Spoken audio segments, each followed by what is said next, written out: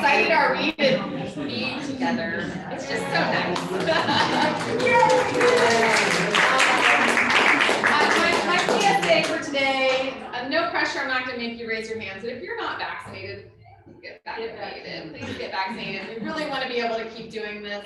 We have such a just packed schedule for the fall, and we want to be able to keep doing events safely and keep all of our volunteers and patrons and members and staff healthy. So please help us with that. I'm Chris Hoffman. I'm the executive director of the Beaches Museum, and how cool is my job? I get to do this. So I'm so excited to be here and have you guys all here. This is the third of a series of Boardwalk talks that have come along with this exhibit, and that's why we're doing them here. Some of you may be used to our Boardwalk talks being down at the chapel, but we wanted to be right here inside this exhibit so you can see what we're talking about. So first of all, any museum members in the room? Raise your hand. Proud. Love it. Thank you, museum members. You're so important to everything that we do, making this, our day-to-day operations, all of our programs and events possible. And if you would love to become a museum member, our membership chair, Katie Lomaster, is right over here. And along with one of our committee members, Doris McNeil. And I also want to recognize Leslie Birch. All three of those ladies are members of our board, board members. So thank you, ladies, for your leadership, and to all of our volunteers who work hard here day in and day out to make all of this possible. So a couple things that we have coming up. On August 7th, you might have seen the real colorful book as you came in about saving American Beach. Do you have yours with you, Katie? Can you hold it up? This is a beautiful book. We just got it in today. This is about American Beach up in the Fernandina area, and we have the author. She's doing her book tour, so she's going to be coming here on August 7th. So it's aimed at kids, so this will be a perfect opportunity to bring the younger set to come and learn a little bit about this piece of our history. And it's just a beautiful book, and she'll be signing it, of course. You can always buy it tonight too if you want to make sure to get your copy. August 11th is the 90th birthday of Neptune Beach. They seceded from Jacksonville Beach by a vote of their citizens, and we are going to be re-hanging the Neptune Beach exhibit that we had here a few years ago down at the Neptune Beach branch library. So it will be available for even more people, hopefully, to see. We'll be doing a little opening reception. If you're a member, you'll get an invitation to that to celebrate that anniversary. August 19th, it will be back here for our final in the TPF lecture series with Mark Woods. So we're excited to have him. And then September, Pablo Beach Train Day, it's coming back. Yay! Bob is the chair of that event, which is why I'm pointing to him. Come on in, guys. There's a seat here. Oh, yeah, Claire, do you want to go over there? And then we've got a couple that can come. There's 2 seats right here. There's a seat right here. There's single seats all over. So September 9th, we are going to be showing, I think that's a done deal date, Bob, the Flying Ace, which is a Norman Studios film. It's a silent film, but we'll have the musician accompaniment for that, and that'll be down at the chapel. And then September 11th is Pablo Beach Train Day. It'll be all throughout the museum and the park. It's a great time for the young at heart, all the train lovers. There's going to be something for everyone at that. So keep an eye out for more information to come. That's as far as I'm going to go, early September, because we're packed, we're busy, we're doing all sorts of great stuff. So if you don't get our emails, make sure you're on our list. And again, we'd love to see you here and for you to continue to support the museum through your membership, through your presence. I will say we have Beach Legends coming up on September 17th. That's our big gala, our gala fundraiser. So it's almost already sold out, which is just such a great place to be. Leslie is the co-chair for that event. So if you want to come, definitely buy your ticket soon. We're going to be honoring Curtis Loftus, Susan King, Mike Shackelford, and the late Pastor Tom Berry. So that should be a really special evening and a lot of fundraising money for the museum. So I'm going to turn it over to today's speakers. We have Tom Schifanella and Will Dickey, and I read up a little bit on them. Not going to talk too long about them, but Tom had a career in advertising, and Will just pretty recently retired from the Florida Times Union in journalism, and they were both, thankfully for all of us, drawn to nature and environment and documenting the world around us. So I know you guys are excited as I am to hear what they have to say and show us today. Welcome.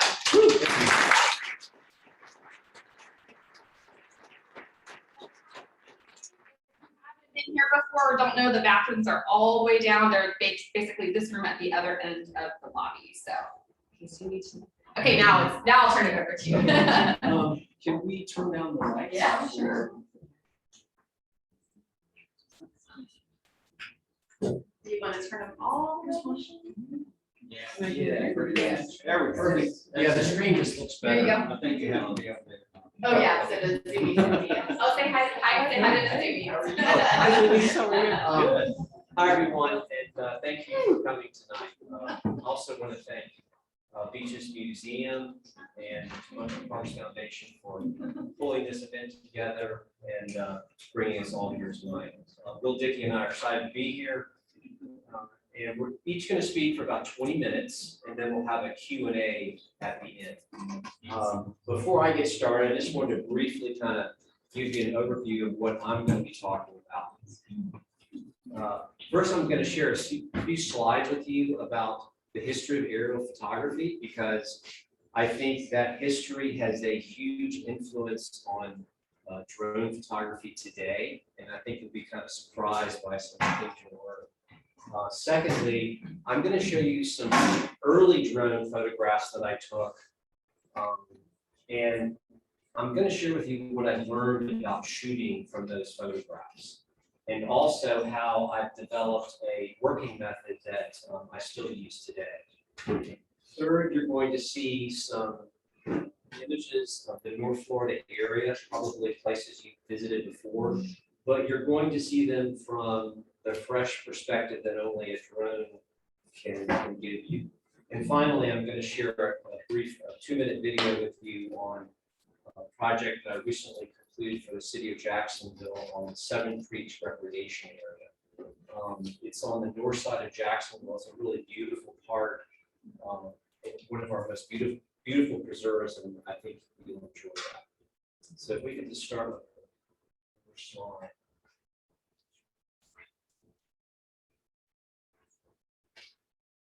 Sorry, just a big arrow.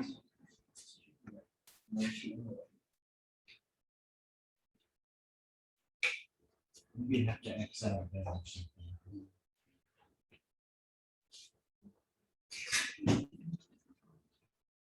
Is it this, right? Yeah. Let's see here. I guess you're going to have to do it with the space bar. Oh, okay. I can do Okay. that. So this is the earliest aerial photograph taken in the United States. It was taken in 1860. A guy named James Black got up in a hot air balloon and shot images of Boston, Massachusetts from this balloon. And what's amazing to me is that he did this in 1860. Cameras back then were huge. This caused quite a sensation in the press, and the military got wind of this idea. And actually, within 2 years, the Union Army was using hot air balloons and photographers to spy on the Confederate troops. Okay, things took kind of a wild and crazy turn in 1909 when a guy named Julius Neubronner decided that he was going to see the advantage of aerial photography by strapping a camera to a pigeon. Kind of a crazy idea, but he actually was a really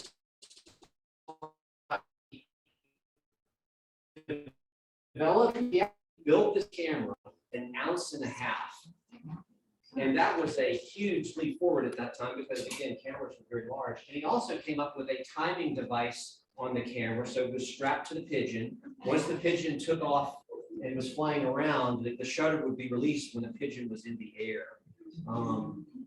Quite an interesting technology. And what I think is fascinating is if you look at nature programs today, if on PBS or some of these other TVs, television programs, the same idea still exists. They strap a camera to the back of the eagle and the eagle flies around. But Julius was the first guy to ever figure this out. Did it work? Well, you'll see. So this is stuff. It's not bad. It's pretty good, isn't it?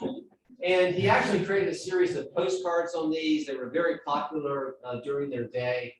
And to me, they almost kind of are prefigure GoPro cameras, you know, kind of these weird, strange angles that you don't expect. Okay, this was the first UAV, which was invented in 1936. By UAV, I mean unmanned aerial vehicle or drone. And the basic idea was they used radio signals to control this biplane, and this was actually used for aerial target practice. So this technology was invented in 1936, almost 100 years ago. That same idea still exists today. This is the drone I have, which is a Mavic 2 Pro, and you still have a controller. And the person on the ground controls this this drone using radio signals, but today there's a lot more technology in drones. In fact, this is what's called a quadcopter.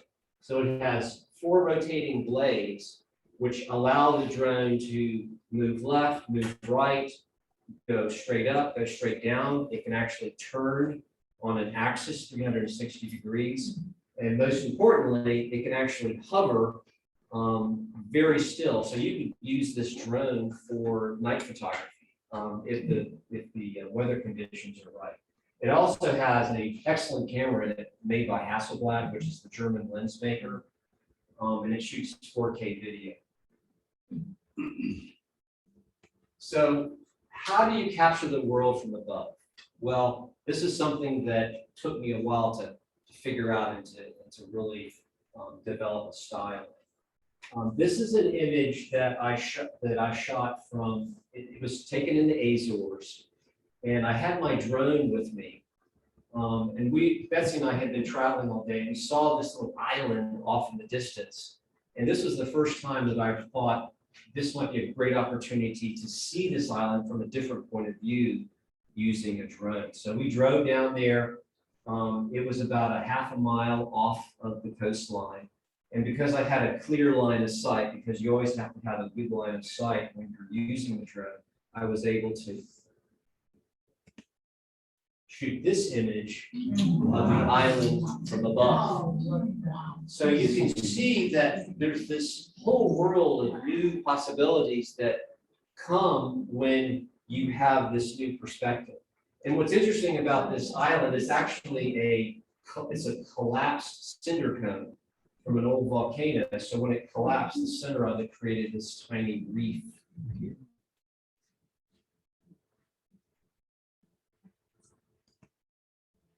So once I started getting more comfortable with the drone, I started shooting roadways because I thought, oh, this, you start flying it and you start seeing all these interesting subjects to shoot. And this was a windy little road that came down to a lighthouse. And what I started learning from these early shots was it's really good to kind of anchor the composition in a way. And I started using what's called a 3/4 view, not going from straight down, but kind of 3/4 from a 3/4 viewpoint.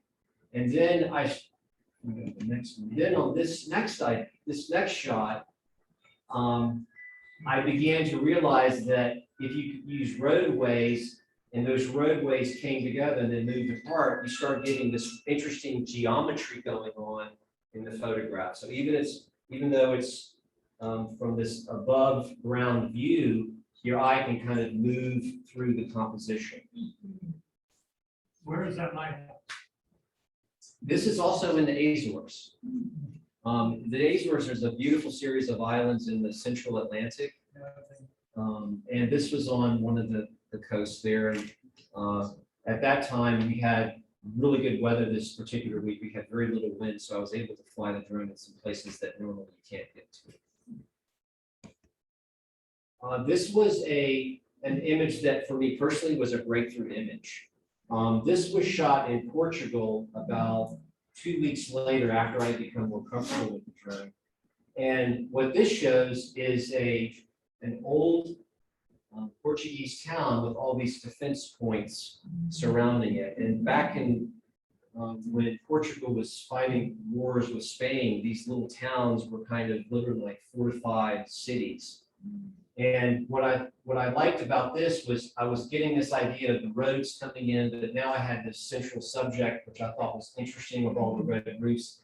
And then because I'm using a 3/4 view, I thought that the perspective was interesting, and it starts looking like something else, almost like petals from a flower or something. So there is a really interesting way of looking at architecture and man-made things from the air.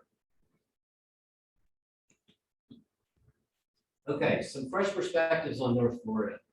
This is an image I shot of the pier with my drone, and it's okay, but it's not something that I think we haven't seen before, or this perspective could also be seen from, let's say, a condo or whatever. And I was trying to get something different here. I was visiting the pier a lot, and at that time, the pier had been abandoned. And so there are only birds kind of nesting in the pier. It became a roost for seabirds. So I went there one morning, and I decided that I would try to shoot the seagulls, but I didn't want to interfere with them. So I read online that seagulls fly between 50 and 150 feet normally. They don't really go above that height. So I took the drone up, and I was able to get this image of the pier from straight above. And what I thought worked really well in this composition was you have the water, you have the pier with these wonderful kind of textures, you've got the birds kind of sitting on the pier, and then you have these other birds flying above it, so you're getting a sense of depth in the image. So it's abstract, but it also has a lot of depth, which I think is very important for good photography. I've been doing a lot of work in St. Augustine for the Lightner Museum, and I was granted access to the Lightner to get this image, which is the inner courtyard of the Lightner. And what I think is kind of cool about this is you're looking into something, it's not just flat, you're kind of looking into this three-dimensional object. And then this image, the next one, this is a drone shot of the Castillo de San Marcos, and we've all been there. And I had been trying to get a good photograph of this, and I had flown my drone up a couple times, but the light was always flat. And one day I was coming by there, and the sun was just about ready to go down. And so I took the drone up very quickly. By then I was getting very comfortable with it. I could get it up in a minute, get it up maybe 50, 200 feet. But what I like about this is the fact you've got these really strong shadows, you've got the light hitting the castle, and this strong geometry going on with all the defense points on the fort. And if you look at these, they're the same as the ones that you saw of that town in Portugal. So this must have been, I guess, a very common way of building forts during that time. This is an image that I shot recently for the Seven Creeks project. And what I'm beginning to realize with a drone is that you don't have to go very high. You can go up 200 feet, and all of a sudden this whole new world opens up to you. This is actually this Pumpkin Creek recreation area. And my wife Betsy came with me that morning, and we were using paddle boards. And so I got her out on the paddle board. But what I wanted to capture was that early morning light kind of hitting the trees. And luckily we had a nice sunrise, so I was able to capture that. And I like the way that the bottom of the composition is kind of anchored by this water, and she's kind of leading you into the frame. Now this is an image that's of the Big Talbot Islands. This is actually the road that goes around at the very north end of Big Talbot, where there's a big estuary there where you see a lot of bird life. And what is fascinating when you start using a drone for photography is you start realizing how intricate and delicate our estuaries are. And if you look at this, you can see all these fingers of streams coming into, I think this is Clapboard Creek, and how these islands and everything just kind of surround that. So the more you begin to see North Florida from this point of view, the more you realize what a treasure we have here. I mean, we have one of the most extensive park systems in Duval County in the United States. So we're very fortunate to have areas like this that we can explore. This is an image I shot on Dutton Island looking north. And I had been, there was a thunderstorm that had been moving from east to west, and I had been following it for a little while, just kind of driving around. And I was able to get the drone up and stay pretty much away from the storm. And I think this shows the advantage of what drones can offer you when you live in a very flat place. I mean, you'll never, unless you take a drone up, you're never going to see the clouds reflecting on the waterway like this. So that's something I really enjoy when you can shoot images like this. This is one of my favorite parks in North Florida. This is a shot of the Theodore Roosevelt area. Some people call it Round Marsh. And I didn't want to fly the drone in the park. So what I did is I found a road off of Fort Caroline and couldn't even see it. So I launched the drone up, and I actually got it pretty high for this particular photograph. But when we had good light that evening, but when I got back home and I was looking at the image, I said, wow, that almost looks like a serpent or a snake kind of coming into the frame. And I just thought it was kind of interesting. And also the fact that these mud flats, when the light is low, they have this wonderful bluish kind of cast to them. And that type of light is only seen most often in the wintertime here, but it's wonderful to see that in our marshlands. This is one. This is actually the polar plunge that takes place every January 1st. And I've been thinking about this idea, and I keep a sketchbook and I write ideas down. And so I think this was 2 years ago before COVID. I got the drone up, and all these people were on the beach, and I said, I don't know if this is going to work. And I flew it over there, and I was just amazed by all the patterns that were created by the colorful clothing of the people walking around, and then these shadows. And luckily, they had not actually gone into the water yet, so there's all these guys with surfboards here. So it was kind of this moment of anticipation that I was very fortunate to capture. How cold was it? I didn't go out that day. It's probably pretty cold. This is actually, I love patterns and how patterns can be interesting in terms of composition. This is actually the sandbanks at Fort George Inlet. This was shot in the wintertime when the water clarity gets very good up there. If you go in the winter and it hasn't been a lot of rain, the water clarity is amazing for salt water in that area. So what I thought was cool was how the sand has sculpted these beautiful patterns from wind and rain and all that, and created something I think is quite unique. Is that a person in the No, I don't know what that is. I think that's just, something, a piece of wood or something, but this is where that marsh kind of empties into that sand. And these sandbanks are huge.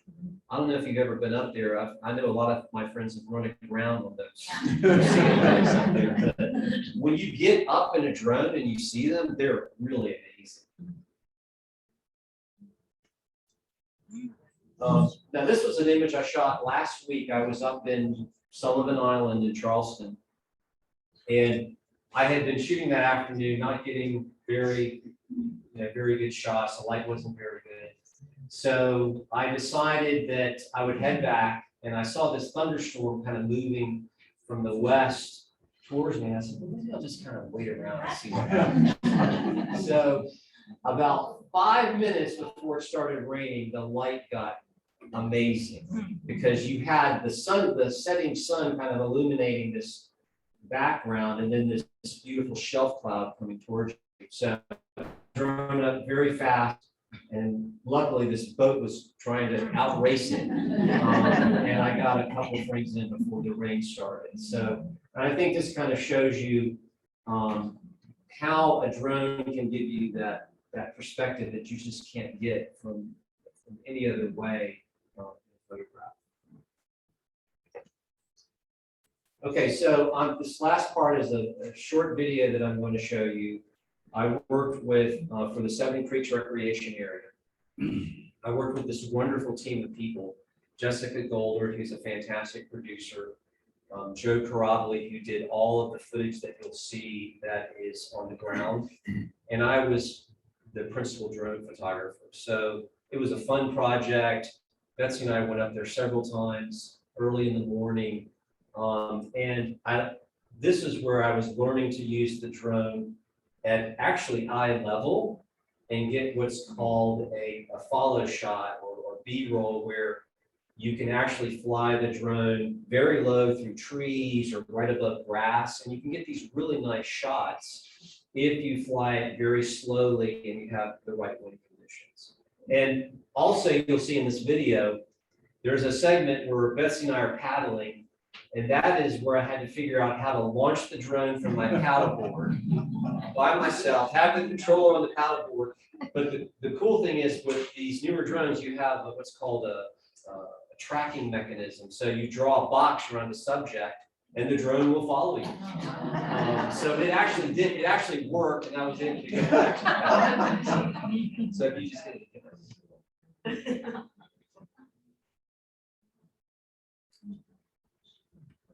So that's actually a drone shot, that first one there.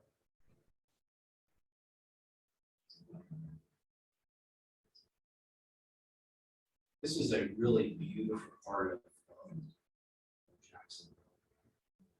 And this kind of shows you the different areas. This was actually the moonrise. I was able to capture that one night.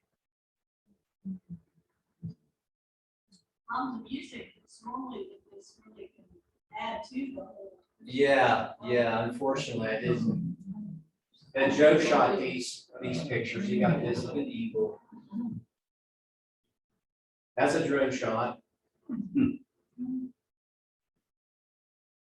That's Joe's two daughters. And that's actually, I think that's around Marsh there.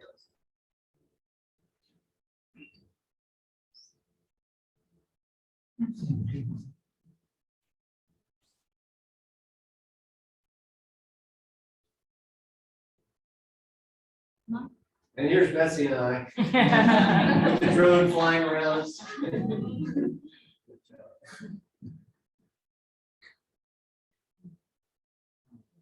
And that was shot with a drone. And this was too. And so actually I shot that with a drone as well.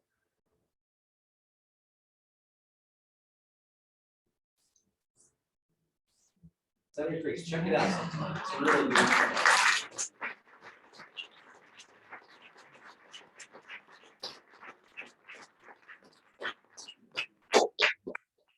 So, yeah.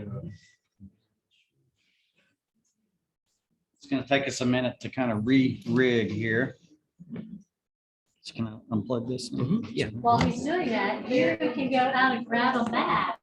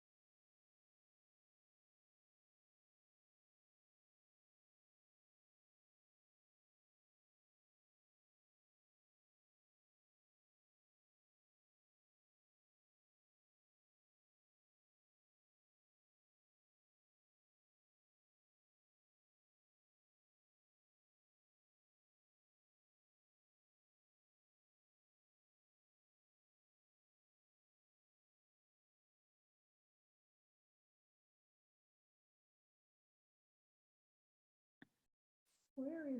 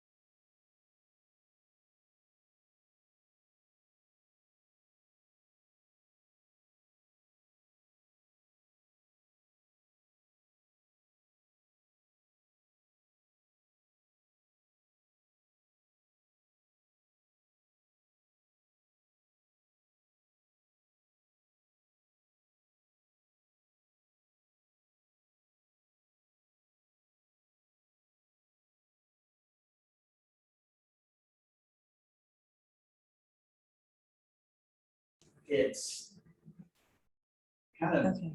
interfered with the natural flow, of course, so, but it's a great bass fishery, so the bass fishermen down around Palatka have tried to keep it as long as they can. Hey, Well, Tom, I think we're good there. Well, the Okay. dam is actually a little bit north and east of the river. Right? Yeah, it is. Okay, so this is Jack's Beach. I've been lucky enough to find some tide pools here and there. And Mother Nature does a great job of just erasing all the footprints, all the human footprints, and sculpting these patterns in the sand that just are really interesting to me. And so if you go out at the right time of day, and I guess I've been kind of lucky to be there at the right time, you can find things like this before they get trampled. It's usually sunrise, it's sunset. That sunrise, you know, with the ocean being to the east, I like sunrise. I like to shoot against the sun. And the light to me is just a lot more interesting that way. Another little tide pool. And it's almost the exact same place, but about a year later. So, and I like the fact that the little pieces of sand there kind of imitating the clouds there. I think that's nice. Nice little composition there.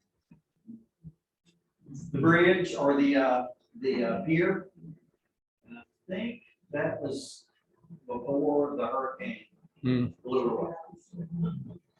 So that's sun, moonrise pier. It does.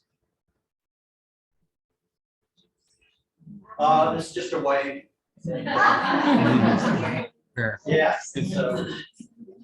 That's a lucky shot, right? Yeah, yes, well, I shot a lot of pictures. A lot of waves, so, but it's cool the way that the sun comes through the waves at certain times.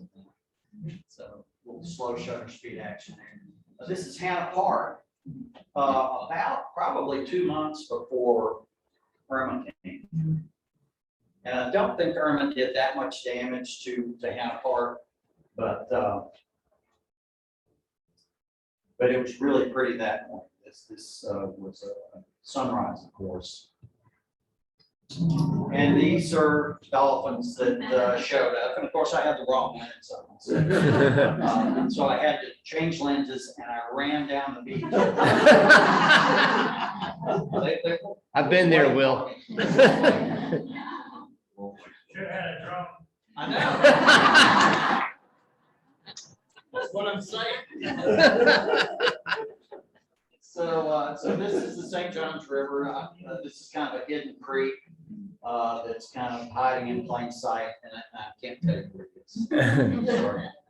But it is the St. Johns River. Now this is Goodbeach Creek, which is a stone's throw from my house, and there are neighborhoods all around this area.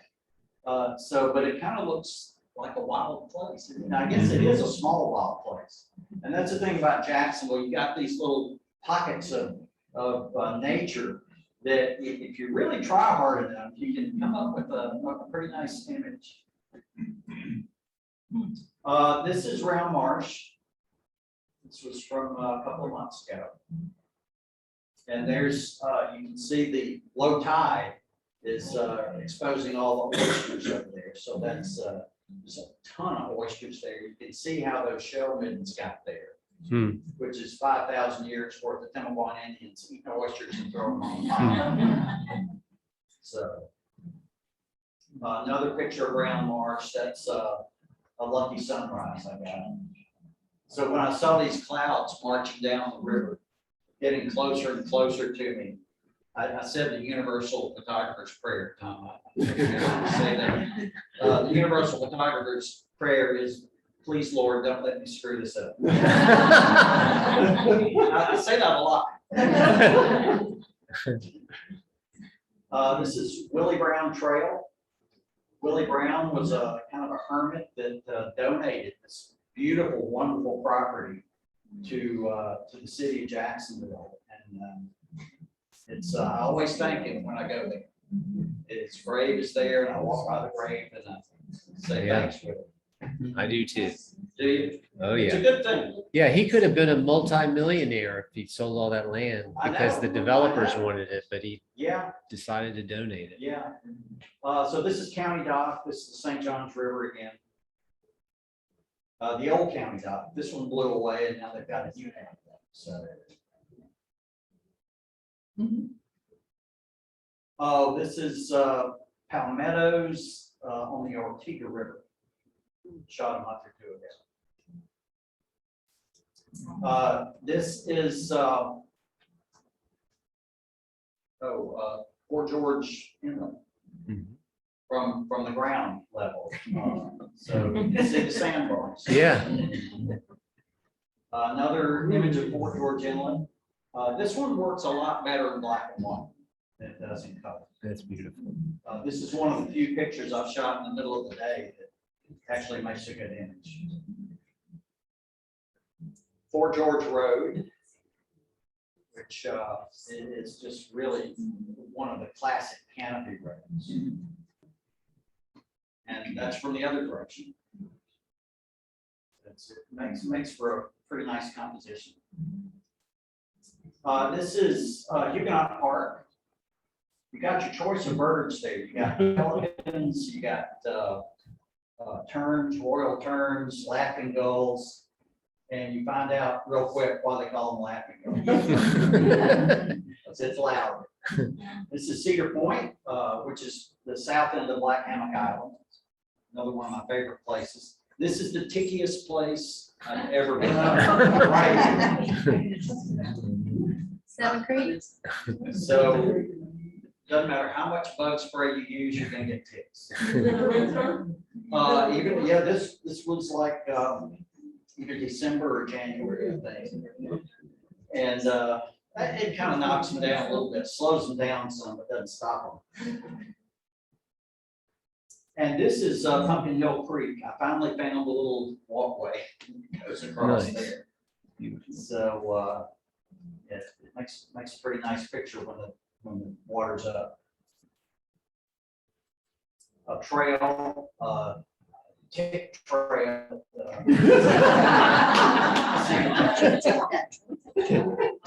It's pretty though, isn't it? Yeah. Another tide pool at Little Talbot Island. And same thing, the tide comes in, Mother Nature makes a masterpiece. Not every day it ends up like this, but some days it happens, so it's got to be ready. This is slightly different angle in the same location. And there is a dead tree or two on Little Talbot.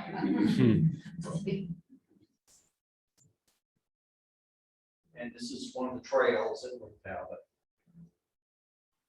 No ticks there. I wouldn't say no ticks, but I don't think I got as many there. This is Thomas Creek up on the north side. I think it's called Seton Creek Park. That's amazing how those clouds are reflecting in the water there. It's beautiful. Yeah, sometimes you just get lucky. Yeah. They're at the right time. Well, there's a total exposure combined. Yeah. A lot of these are like several exposures from dark to light of the same image that I layered together to get tonality throughout the image. And then that's how I get details in the shadows and still retain details in the clouds. Because a lot of times one shot just doesn't have the latitude for you. So yeah, you're creating. It's the same system really, or the same idea as Ansel Adams had with his zone system. Except he did it with one picture and altered the tonality through exposure and development of the negative and the type of paper he used. But we don't have to do that anymore. We've got digital, so we can do it in other ways. So this is a famous visitor from the north. It's a snowy owl that came to visit Little Talbot Island a few years ago. And apparently they think it got lost. And it was the only the third documented snowy owl to ever be seen in the state of Florida. Wow. So, and I shot a picture, and every day off that I had, I kept going back. And she hung around. They say it's a she because of the markings. Huh. A juvenile owl, but one of the most magnificent birds I've ever photographed. I mean, it's just these big old feet, you know, and a huge wingspan. Wow. And I nicknamed the owl she who sits a lot. Because you had to wait for like 5 hours sometimes before she would fly right before sunset. Huh. Go ahead. Fly. I love photographing birds in flight because that's kind of what they do. You know, they fly. So I like to get them in the flight. So the problem became, how do I find the owl? You know, day after day. How do I locate where the owl is? So I would call the ranger there and then say, okay, park in lot 5. Tom, let's go to the next Oh, image. sorry. And park in lot 5, go down the beach. And I would do that. And I would walk down the beach until I see that. That's how you found the owl. So, like I said, this was a very famous owl. And what are kids for, right? To be your tripod, so you can hold your camera into it. All right, that's it.